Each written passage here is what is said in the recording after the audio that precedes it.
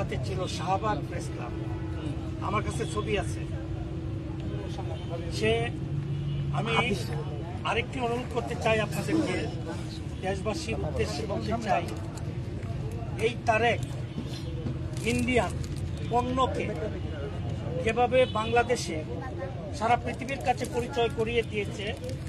যে ইন্ডিয়ান পণ্য আমরা বর্জন করি, বাংলাদেশি পণ্য আমরা গ্রহণ করি, এই শুধু একটি কাজের জন্য তারেককে এই বাংলাদেশে